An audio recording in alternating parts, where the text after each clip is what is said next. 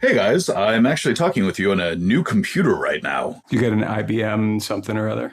No, I've gotten my first Apple computer in over a decade. I used to be a big time Apple user, and one of the main things that was the big selling point was that they couldn't be hacked, or at least they weren't as vulnerable as PCs. Yeah. That's not true though. Well, back in the day, Apple used to be regarded as a lot more secure because the fact it was supposed to be thought of as almost unhackable. A big part of that was because the fact they had a lot smaller market share. There were only 2% of the computers on the market. 98% of the people were using Windows computers. So that just meant that if you wanted to really hack into someone, that was a lot bigger of a target. So what brought you home? Ease of use. It's a nice little laptop and everything like that. It definitely looks a lot cleaner and everything. And, I definitely think it plays a lot more nicely with an iPhone. But the main thing I've been finding too, though, is that luster has faded about it being more secure these days. Well, because there's so many people who are on Apple now that they're just as big a target, if not bigger, than PC users. Exactly. And the difference there is that if you have an Apple computer, chances are you also have, say, an Apple Watch, an Apple phone. And so you have a full range of things that can be hacked. Whereas the average Windows user, let's face it, they're not using a Windows phone. I don't even know if they make Windows phones anymore. So you've chugged the Apple Kool-Aid. Exactly. And hoping not to end up like Snow White here. But yeah. But, speaking about Snow White and curses and witches and bad people, Apple had a problem a little while ago, didn't they? Yeah, there was they've had a line of, or a long string of emergency patches of late. They've found several really high profile vulnerabilities, but the most recent one was called a zero-click vulnerability. Now, what's that? Usually if you get, say, any kind of email thing, if you get a phishing email with a suspicious attachment on it, you need to click on it. You need to open it up or you need to install it or it takes I thought you weren't supposed to click on it or... Right. And you need to get infected, you mean? Exactly. Correct. Got you. Yeah. So a lot of these things, the most common malware out there requires some sort of action on the target's behalf. To work. Exactly. So you'll see something saying like urgent, click here, or here's your invoice or anything at all like that. A zero-click exploit is something that requires no action on the part of the target. So it's made for Jason Bourne, not me. Sounds just like Apple back in the day. I don't need to worry. Right. Sort of. It's actually been linked to the Pegasus spyware, which is a very, very controversial program. Yeah. And the folks who developed this, the Pegasus software, what was it?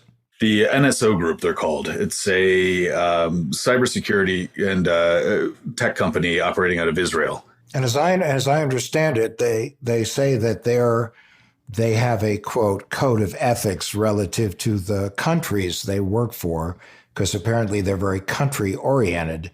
However, some questions have been raised about how strict that code of ethics really is, since there are some questionable regimes that they've been working for, right?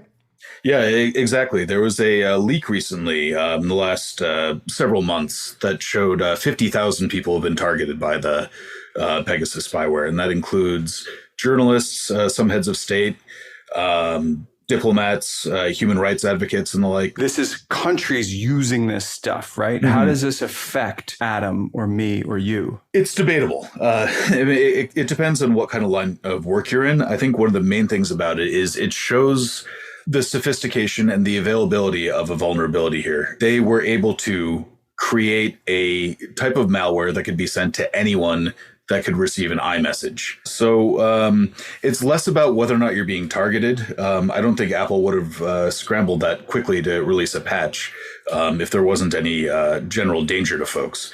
But the type of access this malware has, it can access and turn on your phone. It can intercept communications, including encrypted communications being sent through Signal. So it can even use your phone when you're not using it.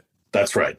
And so the thing that I was thinking, Adam, is that this exploit is like other exploits we've seen that started as an NSA or NSO program, but then got leaked. And then people who are even less trustworthy than the people who we may not trust in government agencies have access to them. Well, not only that, but we've learned that anytime you have anything that creates a backdoor, and it is created for, let's say, governmental use, sometimes tends to fall into the wrong hands because those government agencies have been hacked. In this case, you don't really know what it's doing, where it's doing, and who's behind it all. So it can be pretty scary. And those government agencies may be doing business with people in trading, horse trading. We have no idea how people are getting this stuff. In other words, if you get me this intelligence, I'll give you a little access to this. I mean, unfortunately, it's done all the time. But anyway, Travis, big question. Is it fixed now? It's supposed to be fixed now. So the most recent iOS update, which again, Apple scrambled to get this out the door. And they urged everyone with any device that has anything resembling a piece of fruit on it to update.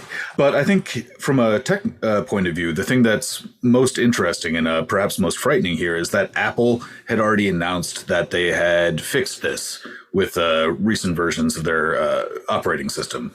They developed something called Blastdoor, which, again, that sounds like it's supposed to be super secure. It didn't take too long for NSO Group to find a way around it. And if they could do that, this is just an example of them getting discovered. We have no idea how many similar things there could be out there. Okay, so we go from the extremely high tech to the fact that most of us, when we're hacked, it's so low tech. It's so just dangle the lure in front of me and see if I bite. Right. And that is something that happened to our next guest. I'm Adam Levin, former director of the New Jersey Division of Consumer Affairs, founder of Cyber Scout, author of Swiped, How to Protect Yourself in a World Full of Scammers, Phishers, and Identity Thieves. I'm Bo Friedlander, a person who is often lurking in the background trying to get hacked. I'm Travis Taylor, resident tech guy and often lurking behind Bo trying to hack him. Adam! Bo! I want you to meet my friend Ivana. Hi. And I'm going to try to say your last name because I think, Ivana, I've always just known you as Ivana, but you're Milicevic, are you not? You nailed it. That's because my nickname is Maimonchinon. Yeah, that and makes sense. That means monkey. Monkey. Yeah. So, Adam, Ivana is a friend of mine, and I would like to introduce her to you. She is an actress. She is a mom. She is a person who lives in Ireland. She's amazing, and she got hacked. Yeah. And Ivana, I have two words for you: Bond and Banshee. Yes. Yes. Why do you have those words? Yeah. Because Ivana is a famous actress, and it's really exciting to have a celebrity. For years, our biggest celebrity was Bo, and now we have a bigger celebrity, and I'm very excited about that. Oh, well, thanks, guys. You're famous to me just as, Ivana. But it's nice to have you here. Thank you for having me. It's really not nice to have you here because you're not here for an awesome reason. But before we get into that, Adam, I'm sure you have some questions for Ivana. I do. So tell me. You're living in Dublin now, rumor has it? Well, I am because I fell in love with an Irishman.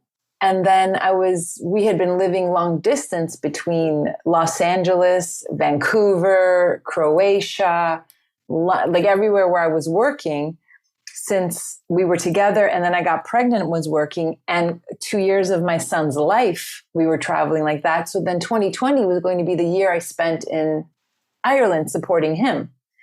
And then COVID happened. And then I really liked Ireland. And here I am still. I mean, I still have a place in LA, but I am mostly here. It's a great place to raise kids. What was Patty doing? Now, your husband's Patty. What was he doing? What were you supporting him doing?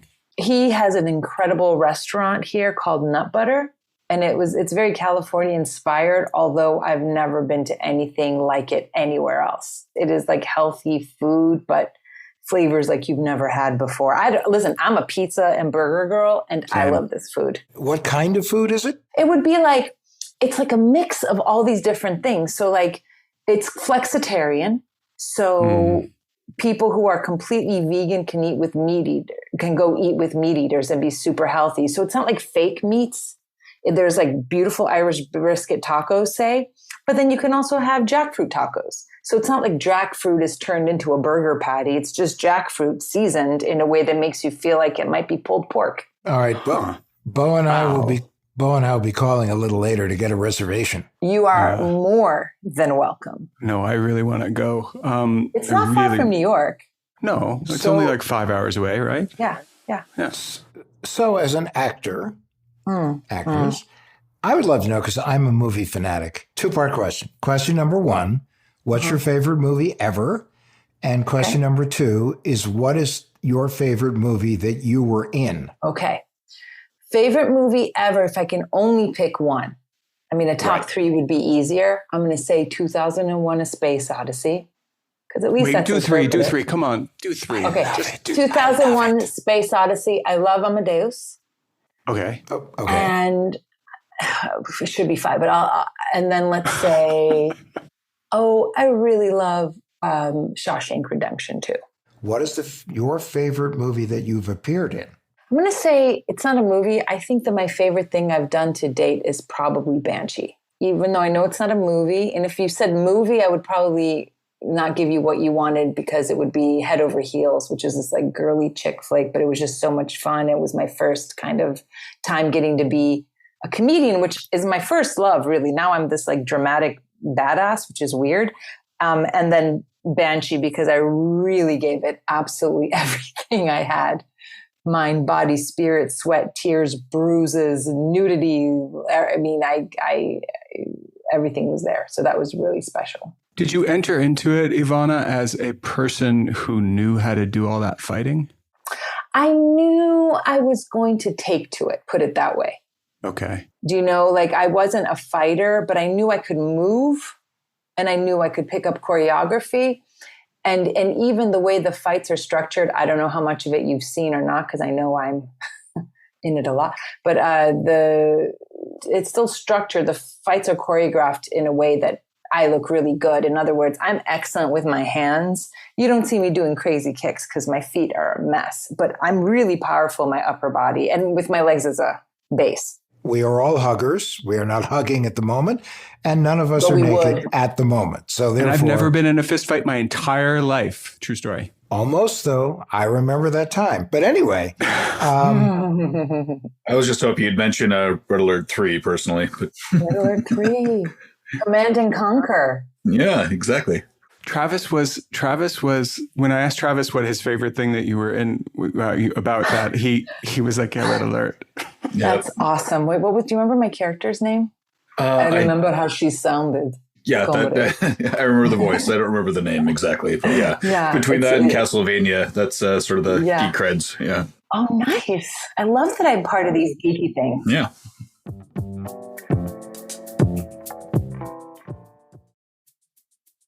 This podcast is sponsored by BetterHelp. Is there something interfering with your happiness or preventing you from achieving your goals? For me right now, it's not having a kitchen. It's totally stressing me out. We're working on the house, no kitchen, yada, yada, yada. But enough about me. BetterHelp. BetterHelp will assess your needs and match you with your own licensed professional therapist, and you can start communicating in under 48 hours. It's not a crisis line. It's not self-help. It's professional therapy done securely online. BetterHelp. It's committed to facilitating great therapeutic matches.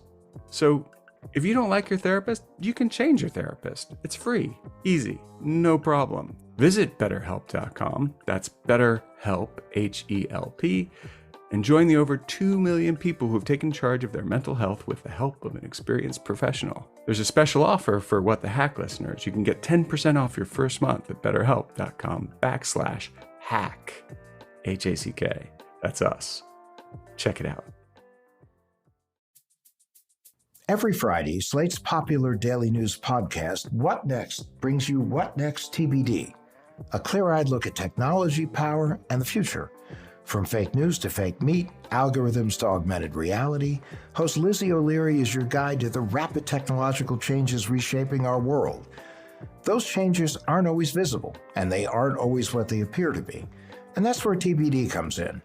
Lizzie and her guests help listeners parse out what matters, what doesn't, and what's next. Subscribe to What Next TBD in your favorite podcast app. So what brings you to us today? Oh, I'll tell you, I got fished like a bitch. One Tuesday morning, on my Instagram, like early morning. To be fair, I was doing the master cleanse, so it was a little bit loopy to begin with. It was early in Ireland, which means it was late in Los Angeles, even later in New York, but it would have been similar time, like 6:37 in Europe. And I got I was just going through my Instagram messages in the morning like you do, and I get a message talking about, like, looking real official in my Instagram inbox from Instagram support, talking about how I violated some copyright, which as an actor and a model, like, you'd never want to to think that I, maybe use somebody's images. So I looked in and not only did I try to give them what they wanted immediately, because they're like, to appeal this, click here. But I immediately was like, let me appeal this immediately. Let me handle this real quick before I even get out of bed. And I don't know if the damage was done the moment I clicked on it or when I was trying to give them my password, because I forgot. I know that it would never be in app. I was just groggy. I know not to give my stuff. But that's... Well, let's start by attributing it. Let's start by attributing it to the cleanse. That really did it. That got you That didn't help. Not as focused as you should have been. And so therefore, and again, one of the things that Bo and I have always talked about with Travis is that hackers and scammers always rely on the fact that someone is going to be distracted and they're going to dump something on them that is going to demand almost an immediate response if they're a responsible person. And as a result, you basically took the bait. You took the bait. So, okay, so you gave them your user ID and password. I don't know. You guys tell me. I still don't know if it happened the moment I clicked on the link. No, it didn't. Because I don't know that I remember, because remember one time I couldn't remember my username and password. And I actually wrote to whatever it was saying, I'm having trouble remembering my username and password. Because, it's all in my devices. It's not like I'm logging in and out all the time. Right. So I remember even asking them to help me, which they didn't. I must have done it correctly at some point. You're right. And then I immediately, like the moment I was like, what have I done? And I immediately changed all my passwords, but I think it was too late. That would make a good cybersecurity T-shirt. I must have done it correctly at some point. But the Travis, that's only funny to you guys because you even know what that means.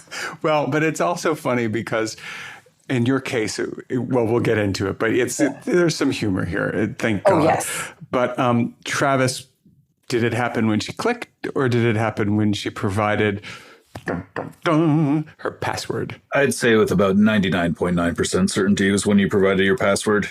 Yeah. That's Sorry. I mean, there could have been some sort of like high level malware or something like that you can download when you click on a link. But if you gave your password, that was almost certainly it. I just was never certain that I gave them my actual password. This is that's the only reason why I'm confused. Otherwise, I would not be trying to cover myself by being, Well, did it take you to any sort of a prompt to enter your password, for instance? It did, but I entered it incorrectly. Oh, okay. And it wouldn't let me fix it. Okay. We figured out. That's what I'm saying.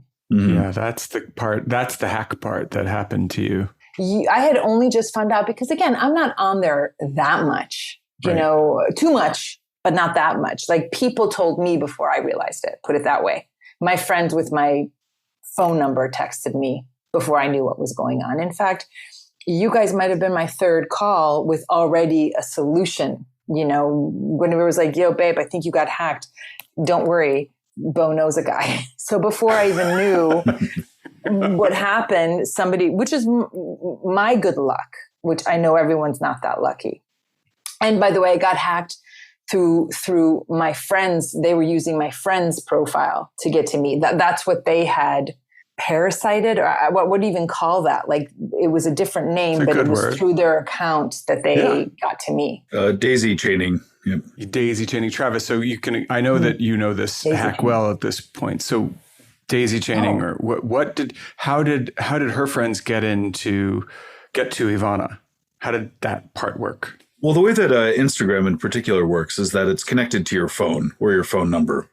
So if you get in, if you can compromise one account, that means you have all those other contacts, both by way of the phone, but also the Instagram account. So that then you can reach out just by way of a DM to other people and then give them links and so on. It also helps them to identify, even if they're going to be claiming to be operating on behalf of Instagram tech support, they now know your account name and your account info, just because the fact that if they're in one account, they can see some of the information for all their connections on there. That includes primarily phone numbers. That's a big one.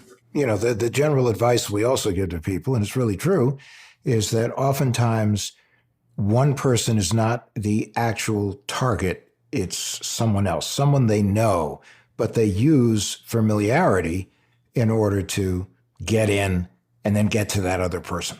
Are you saying that when they got into my account, they could get into my actual physical phone to know the numbers? Because that's what I was afraid of. That's what you're like waiting for.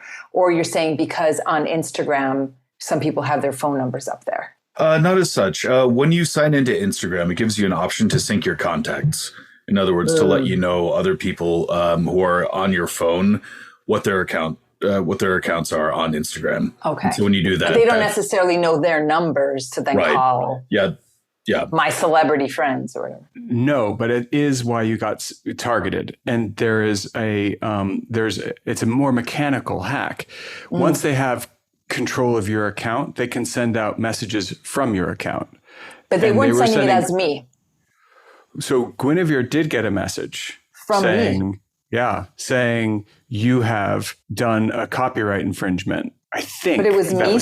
But the one I got was, it didn't look like, when you go deeper, you're like, why is that coming from Ivana's account? But it's not our name. It's not my name on top, at least the one I got. I don't know what Guinevere got. So she got one right after we saw that your account was hacked. Mm-hmm. She got one saying your account has, committed the whatever, right? And she said, is this a hack? And I said, yeah, 100%. And that was the end of it. So that's how I know that no click was the cause, but the handing over the information was. But this scam in particular was something that it's an API based scam. The API lets the Instagram and a third party know that they are connected. And Instagram uses that to pass information back and forth. Now, some people control their social accounts through other websites that you can do Twitter, Instagram, Facebook, all at the same time. Hootsuite is one of them. What is it called again? Hootsuite. Yeah.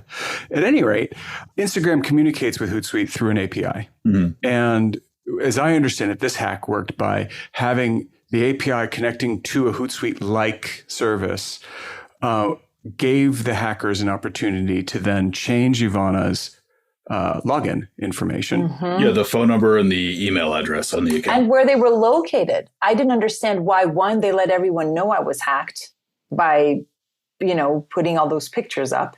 Yeah. So I don't understand, it just didn't seem...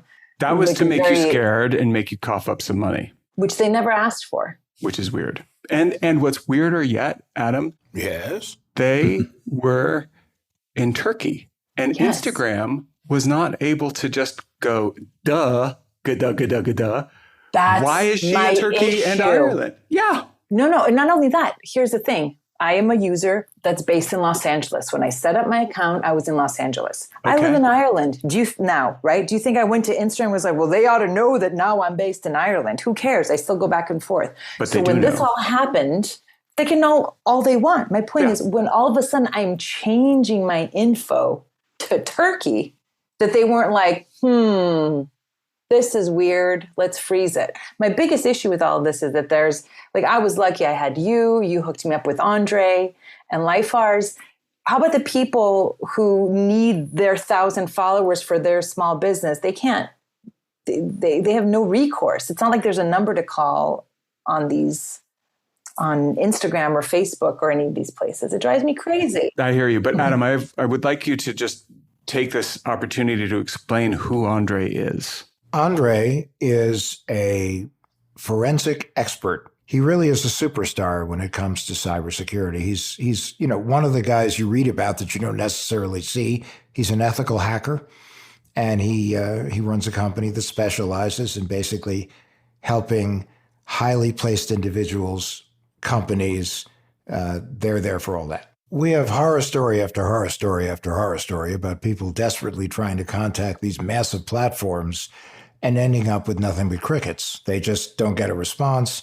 These platforms are not tracking as well as they should. I mean, Travis, we've seen situations where, you'll log into something and it will go unfamiliar device. So then they send a code and everything else. And it should have, coming from Turkey, should have been considered unfamiliar, correct? It did. I did get an email that I didn't see. You did got one about it. Yeah, but look how quickly it all happened, though. So fast. Like they gave me very little time to see it. Yeah. Right. Again, I'm not sitting at a desk all day seeing my emails come up. No, and they are. And that is the difference. So you're not looking at your emails every 10 seconds, but the hackers are relying on the fact that they can go faster than you can in terms of authentication and reconfirming their account. Let's back up. So you wake up in the morning and you are told that you're a criminal. And you're like, well, but I don't want to be a criminal, especially not that kind of criminal, because that's how I make a living. So you go, okay, well, I'll do something about this. You're the thing that you immediately do is that you provide your password to whoever's Instagram, who already has it, of course. But fair enough. So you give it to Instagram. Now, what are you thinking then? Do you go back to bed? No, I immediately changed my passwords, or so I thought. And then what? Then I went about my day. I thought I changed it. I even said to my husband, I was like, "Oh, I think I almost got hacked." That goes under the famous last words category. I think so. And then the next thing you got was calls from us and other friends? Yeah, pretty much. Later that day, I think. Oh, and I started to get WhatsApp messages from the guy in Turkey, and he was like, "Hi, I'm so sorry. I have your account, but I want to give it back to you. Please, I'm so sorry. Here's the password for your account so you can get it back." So I don't know. Now, I don't know if he was seeing what I was going to do. Like, if I log into that, then he can get into more stuff. Travis? Well, I have a question. Because he never asked for money. No. I never responded either, though. So he provided you with a link and a password? He provided me with the link. It would have been good if I charged my phone so I can tell you exactly what he said. But he provided me with he's like, this is your username or whatever it was, and here's the password, which of course I didn't touch because at that point I didn't trust anyone or anything. He was trying to get deeper. But he never asked for money, and he was like, "I'm so sorry, these emojis, like, I'm so sorry, I want to give it back to you." But of course you can't even trust that. Travis? Yeah, it sounds like he was trying to give you more malware to get even deeper into your accounts. Yeah. The question that I have is what are you thinking when you see that WhatsApp messages? Are you feeling like you're getting hacked further, or are you feeling like, yes, maybe now I don't trust anyone. And even when you hooked me up with Andre, I'm like, who's Andre? Like, what? Like, all of a sudden you feel like you're in the game. That Michael Douglas movie, you know what I mean? All of a sudden you're like, I'm like, is this really Guinevere? Is this really Bo? Is this really anyone? Because social media and computers, everything is made so that everyone can use them. Right. We don't know what we're doing. They're just simple clicks. I mean, it's no different than a light switch. So we're not computer experts in the slightest, even though we're using all of these really powerful devices that are capable of so much more than what we know what to do with them, including these social media platforms. So when now my second question on this WhatsApp part is, did that happen before or after I put you in touch with Andre? I think it might have all been happening at around the same time, because he told me to turn on my LA phone, if I remember correctly. Andre did. And because that's what was connected to it. And so then I started to do exactly what he said to do. And then then it all started to happen very quickly. So my LA phone came online finally. I charged it, turned it on. I started to get messages from the hackers. And I think Andre started to play dueling hacker piano with the hacker. And it eventually got to the point where one of them had the number and one of them had the email. So both were locked out. Like I think Andre managed to secure my email or an email for the account, and the hacker still managed to secure the phone number or something. And without like that. naming the secret sauce, we also know that Andre had a lifeline where he called some called the troops in to help him a little bit. Yes, exactly. But that didn't happen till I don't know actually at what point he started using them. But I just wondered if the WhatsApp stuff started like because he kicked the hornet's nest. I wonder, and also I know that if we're keeping it a secret, geez, so mysterious. His in that helped him with my account. What happened with that? He asked me, I don't know how to say this with that. He asked me if it was okay if we wanted to go after them, because he said that if the hacker asked for money, then it elevates the crime. Yeah. So the person that Andre, since we can't really clarify beyond what we're talking about here, Andre pulled his car up to another car, sort of, and asked, "Do you have any under Grey a bridge Poupon? somewhere?" And they opened their windows, and he said, "Yo, do you have any Grey Poupon?" Yeah, you have any Grey Poupon? I love that you get that. And it really was incredibly kind of President Putin to intervene on your behalf, you know. I know, it really was.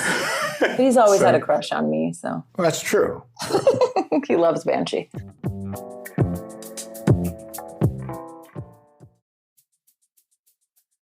Want to future-proof your life and career? I want to tell you about the podcast that can help you do that. It's called Build for Tomorrow, hosted by Entrepreneur Magazine editor-in-chief Jason Pfeiffer. In each episode, Jason takes something that seems concerning or confusing today and then learns its surprising history, what important things we're missing, and how to be more optimistic about tomorrow. For example, are we really addicted to technology like everyone says? Not according to addiction researchers. Are participation trophies ruining today's children? Not according to sports historians, because these trophies have been around for hundreds of years. And what can we learn from the surprisingly controversial history of the elevator and teddy bears? Both reveal a lot about today's newest technology and social changes. Ready to stop worrying and start embracing new things? Listen to Build for Tomorrow. You can find it wherever you get your podcasts.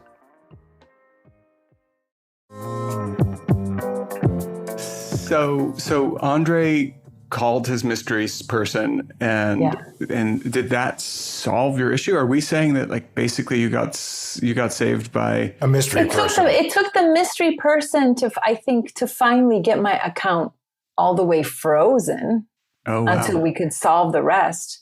Wow. And then I think. And what is frozen? What does that mean when they freeze your account? It meant that no one can get into it. Not me, not them, not anyone, until I start, through, again, avenues and not directly dealing with Instagram to reset it. I needed to promise I would do double factor authentication. I had to promise I would get a whole new email for it. I had to promise that I would use two-factor authentication, good cyber hygiene. Nice. But not just that, but also what are they called? Those authenticators. Yeah. The authenticator app. I got one, but I'd like to use it for everything, but I don't know how. It's hard. It's for you guys. It's really not very intuitive, authenticator apps. I think they have a ways to go before they replace just basic two-factor authentication. Yeah. And then I have those little, I copied some little codes to have as well. That's somewhere in my photos but I have them. They're in there somewhere. So you froze your account, and that's basically, it sounds like a digital timeout for, there was a fight in the playground, and they're like, everybody, you got to sit down and just chill. So then they figured out that you were you, and you could have your account back. But then they said, but only if you do all these things, and all the things that probably we preach here, minus the authenticator, because I don't use one, but I can't believe I just said that. I guess I'm going to download it tonight. And that is the part that Adam was talking about in the beginning, which is hackers assume there's going to be a moment when you're tired, when you're doing a juice cleanse, when you've got a baby, when you just got back from a trip, when. All these things that happen to us all the time, because they're sitting there like your friend who answers a text immediately. When you go, hi, how you doing? Fine. they're there. We're like, why didn't you say hi? And that's the problem is like, we're not, like, I'm just trying to have a life and brush my teeth. And by the time I got to the second side, I'm hacked. The thing you have to remember all the time is we all have day jobs, whatever those day jobs may be, from raising a family, working for somebody, running a business, being involved in philanthropic activities, going to school. Whereas for these guys, we are their day job. Mm-hmm. So that's why they are sitting there. Good point. And they will text you immediately. All right, Travis, I'm going to let Ivana do your job. Ivana, what is the list of things that you are now doing as a responsible person who's no longer going to get hacked?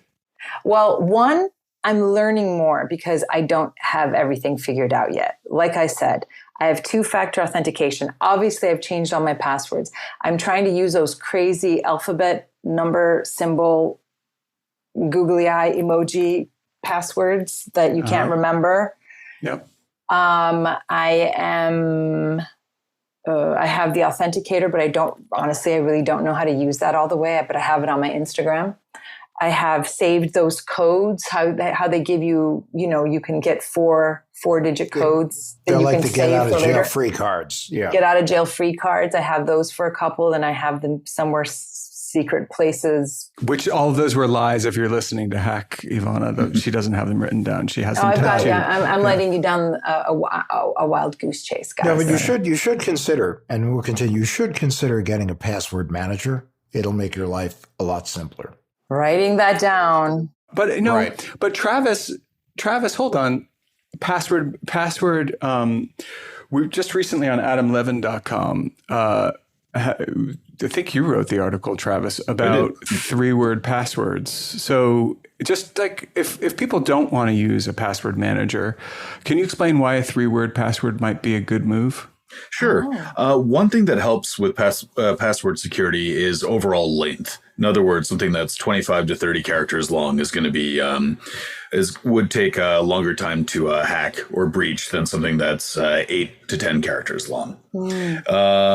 And so rather than having something along the lines of like @ lowercase k, exclamation point, uppercase S, etc., the recommendation, this came from the United Kingdom's cybersecurity sort of agency, is to string together 3 random words. And then if you want to, you can add a number or a letter to it. But 3 random words is about as hard, if not harder, for a hacker to guess as a bunch of random characters. Really? So if you were to just say floor lamp, wall clock, recliner, that is a very, very, very long password. That would take a very long time to be able to crack. Whereas something, even if it's completely and utterly random characters, if it's a mix of numbers, letters, alphanumerics, anything like that, that can still be cracked by a brute force attack if it's shorter. So what's a brute force attack? A brute force attack is pretty much where you have a machine or a program that goes through and tests out A, then B, and then like that's just how I learned how to talk. Exactly. Yeah. They computers can do it quickly. Programs can do it fast. They can just throw like a million passwords just to see which one works. I don't understand then why words wouldn't be easier to hack than random. Do you know? Because like once they start to get like, unicorns. A single word Suitcase. a single word is really easy to guess. That's called a dictionary attack, where there are programs out there that have just the entire English language dictionary, and they're to try, they'd start with aardvark instead of A, and then work all the way down to, I don't know, zygote or something like that. Travis, goodness. But if you're to think about the sheer number of words that would be in a dictionary, for instance, and then if you're to take a second word and append it onto that, then that is exponentially more things that would need to be guessed. Then if you're to do 3 words, that's even more. So that's hundreds of millions, maybe even billions of possible combinations that even if you're using a dictionary, it would still take an extraordinarily long amount of time to put them together. Oh, you're hurting my brain. But don't use unicorn. You know why? Because I know you like unicorns. Who doesn't? So I don't. They freak me out with the horn. And don't use a series of numbers that simply go up or go down I know. Right. in order. But just don't let it be guessable. It can't be something that we know that you'll pick. Right. And I think that's one of the other things to keep in mind, too, is that with password guessing, algorithms are things out there that if you were to say, go Mets 1, go Yankees 1, go Rangers 1, probably at some point one of these little programs would be able to say, go Giants. Or Then I think I have to change all my, hold on for a second. I have to get rid of the Yankee things. We'll wait. But yeah, so the main thing, though, is the 3-word system is a good one because the fact that it's really long, it can't be very easily guessed, especially not by a algorithm or a sort of dictionary or brute force attack. And it's a lot easier to remember. I would remember floor, lamp, recliner, wall clock a lot more easily than I'd remember, at Z pound sign. Yeah, that's just that's gibberish where it's really one word for those right brute force actors, right? AIs, right? It's that's one word that they'll get there eventually. It doesn't matter to them if you're spelling aardvark or right. And the standard caveat, though, is that you could choose the longest password in the history of the world. It could be completely unguessable if you use it on every single account, and it only needs to get breached once. Right. It's kind of like the difference between an indecipherable password and a discovered password. Exactly. That might be indecipherable. But anyway, listen, this has been awesome, and heaven knows we could go on for hours. But we're going to have to call it to a close now. So from all of us to one of you, thank you so much for being part of this today. You were great. Thanks, Ivana. Thank you for having me. What the Hack is a Loudtree Media production in partnership with Large Media. That's LARJ Media. You can find What the Hack wherever you get your podcasts. Be sure to follow us on social media and find additional information at adamlevin.com.